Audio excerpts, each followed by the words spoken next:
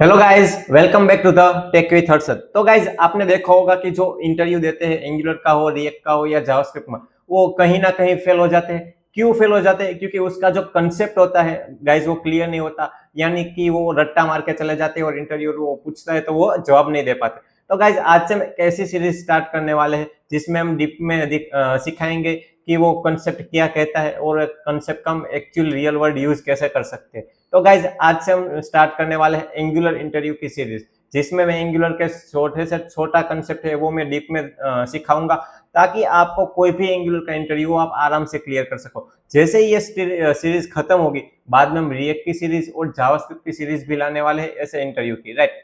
तो गाइज, बिना time waste किए चलिए स्टार्ट करते हैं। तो गाइज, आज का पहला इंटरव्यू का क्वेश्चन होने वाला है जो बहुत फेमस है कि चेंज डिटेक्शन क्या होता है एंगुलर में।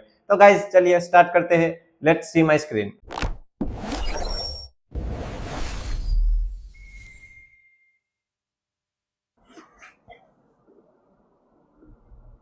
तो गाइज, आप यहाँ पे मेरी स्क्रीन देख रहे हो। तो गाइज, सबसे पहले समझते हैं कि चेंज डिटेक्शन क्या है। तो गाइज, ये चेंज डिटेक्शन एक एंगुलर का एक ऐसा मैकेनिज्म है जो डेटा और यूआई को सिंक करता है।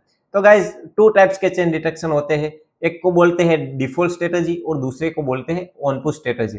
तो गाइज, एंगुलर 17 के बाद जो कंपोनेंट होते हैं वो स्टैंड अलोन हो गए, और उस स्टैंड अलोन कंपोनेंट में जो स्ट्रेटजी होती है वो by default on push strategy use करते हैं, राइट। तो गाइज, अब समझते हैं कि डिफॉल्ट स्ट्रेटजी क्या होती है और ऑन पुश स्ट्रेटजी क्या होती है, राइट।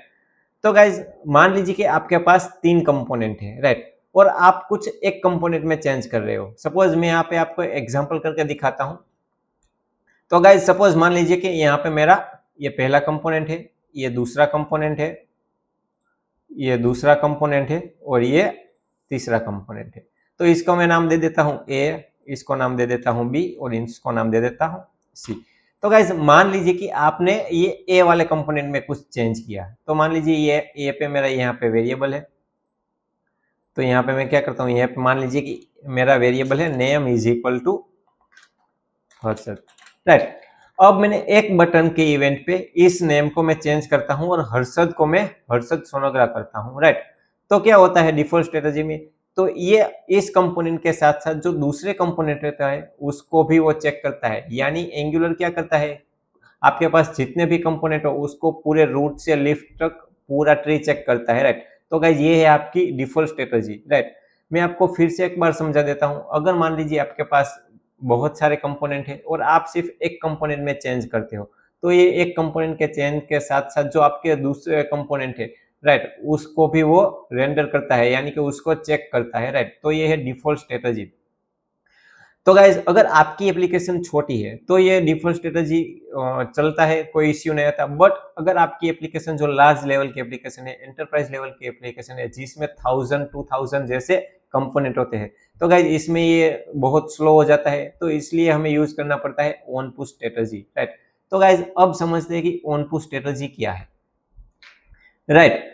तो guys, on push strategy means कि आपका कंपोनेंट है वो तभी चेक होगा जब आपका कोई इनपुट हो, वो इनपुट में वैल्यू में कुछ चेंज हो, आपका असिंक पाइप में कुछ चेंज हो, आपने कुछ एचटीटीपी रिक्वेस्ट की हो तब चेंज हो, यानी तो आपने कुछ मैन्युअल चेंज डिटेक्शन किया हो, यानी कि मार्क फॉर चेक और डिटेक्ट चेंज जैसी जो मैन्युअल चेंज डिटेक्शन की मेथड है आपने वो कॉल किया, तभी जो आपका कंपोनेंट है वो चेक करता है। तो ये है ऑन पुश स्ट्रेटजी। तो इससे क्या होता है गाइस, मान लीजिए आपके पास 1000 ऑफ कंपोनेंट है, राइट। यहाँ पे ऑलरेडी 3 कंपोनेंट है, राइट। यहाँ पे मान लीजिए आपके पास 1000 ऑफ कंपोनेंट है, ठीक है।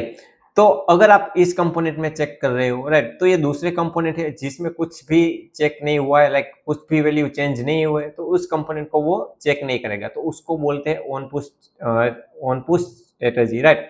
तो गाइज, अब समझते हैं लाइव कोडिंग के साथ कि ये डिफॉल्ट स्ट्रेटजी और ऑन पुश स्ट्रेटजी हम हमारे कोड में अप्लाई कैसे कर सकते हैं, राइट। तो गाइज, अब हम हमारे ये वीएस कोड में आ जाते हैं, राइट। तो गाइज, यहाँ पे मैंने एक यूजर डिफॉल्ट कंपोनेंट और ऑन पुश कंपोनेंट बना के रखा है और दूसरा है मेरा ऐप कंपोनेंट, राइट। तो गाइज, अब यहाँ पे देखते हैं। तो गाइज, सबसे पहले मैं आपको बता दूं कि जो डिफॉल्ट कंपोनेंट आपका होता है, जो एंगुलर 17 के बाद जो डिफॉल्ट कंपोनेंट है वो by default on push strategy follow करता है। बट एंगुलर 17 से पहले वो डिफॉल्ट जो स्ट्रेटजी है वो फॉलो करता है, राइट। जो डिफॉल्ट स्ट्रेटजी होती है उसमें यहाँ पे कुछ लिखा हुआ नहीं आता, राइट। अगर आपको ये डिफॉल्ट जो स्ट्रेटेजी वाले कंपोनेंट को ऑन पुश स्ट्रेटेजी वाला कंपोनेंट बनाना है तो सिंपली क्या करना है, यहाँ पे आपको चेंज डिटेक्शन और यहाँ पे मैंने ऑलरेडी किया हुआ है, मैं आपको बताता हूँ कि ये मेरा यूजर डिफॉल्ट कंपोनेंट है, तो ये डिफॉल्ट स्ट्रेटेजी फॉलो करता है, राइट। तो आप यहाँ पे देख सकते हो कि यहाँ पे ऐसा कोई भी जो एट्रीब्यूट है वो नहीं लगा, लाइक चेंज डिटेक्शन रेफ वाला, राइट। बट अगर आप यूजर ऑन पुश कंपोनेंट में देखोगे तो यहाँ पे मैंने ऑलरेडी एक जो एट्रीब्यूट है वो लगाया हुआ है, change detection strategy on push. तो गाइस दोनों कंपोनेंट सेम है, सेम डेटा है, लाइक सेम HTML है, सेम CSS है, बट एक ही लाइन का फर्क है, वो है change detection on push, right. तो गाइज अब हम समझते हैं ये प्रोजेक्ट रन करके कि एक्चुअल में कैसे हम जो कंपोनेंट है वो कैसे चेक होता है, राइट। तो यहाँ पे ऑलरेडी मैंने जो हमारा कंपोनेंट है वो ऑलरेडी लोड हो चुका है, राइट। तो यहाँ जाते हैं मेरे कंपोनेंट में, तो आप यहाँ पे मेरी UI देख सकते हो, राइट। तो जो पहला जो कंपोनेंट है वो डिफॉल्ट स्ट्रेटेजी फॉलो करता है और ये दूसरा कंपोनेंट है वो ऑन पुश स्ट्रेटेजी फॉलो करता है। तो सबसे पहले यहाँ पे क्या मैं कंसोल ओपन कर देता हूँ ताकि आपको पता चले, राइट। अब गाइज जैसे भी मैं ये update user one immutable button पे क्लिक करूंगा तो आप देखना यहाँ पे जितने कंपोनेंट है वो पूरे कंपोनेंट लोड हो गए, राइट। तो सबसे पहले मैं आपको इसका पूरा स्ट्रक्चर समझा देता हूँ कि स्ट्रक्चर के साथ आपको ताकि आपको आसानी से समझ आ जाए, राइट। तो मेरा एक ऐप कंपोनेंट है, उस कंपोनेंट के अंदर मैंने क्या किया कि स्टाइल है नॉर्मल लिखी है, राइट। और इस HTML में मैंने क्या किया है कि जो हमारा जो यूजर डिफॉल्ट कंपोनेंट और जो यूजर ऑन पुश कंपोनेंट है वो मैंने 4 बार कॉल करवाया है। डायनेमिकली मैंने 4 यहाँ पे डेटा लिए है। आप यहाँ यूआई पे भी देख सकते हो कि हर्षद, राहुल, प्रिया और अंजलि, ये 4 बार जो कंपोनेंट है वो कॉल हो रहे हैं, राइट। यहाँ यूआई में भी आपको मैं दिखा देता हूँ, तो आप देख सकते हो कि ऐप यूजर डिफॉल्ट है, इसकी फॉर लूप जो है वो डिफॉल्ट यूजर से आ रही हो और ऐसे ही हमने यहाँ पे ऑन पुश वाला यूज किया है, राइट। तो मीन्स कि ये ऐप कंपोनेंट हमारा पेरेंट कंपोनेंट है और जो यूजर डिफॉल्ट और यूजर ऑन पुश है हमारा चाइल्ड कंपोनेंट है, राइट। तो आपको ये समझ आ गया। तो अब यहाँ पे देखता हूँ, जैसे ही मैं ये बटन पे क्लिक करता हूँ तो आप ये देखना गाइस, जितने हमने ऐप डिफॉल्ट और ऐप ऑन पुश दोनों कंपोनेंट यहाँ पे कॉल हो रहे हैं, यानी कि आपके जो एंगुलर में जितने भी कंपोनेंट हो वो सारे यहाँ पे चेक हो रहे हैं, राइट। तो ये मान लीजिए मैंने ओनली यहाँ पे एक कार्ड पे ही चेक किया है, बट फिर भी ये अननेसेसरी चेक हो रहे हैं, तो इसकी कोई जरूरत नहीं है। अगर आपकी एप्लीकेशन बहुत लार्ज है तो ये यहाँ पे परफॉर्मेंस है वो स्लो कर सकती है, राइट।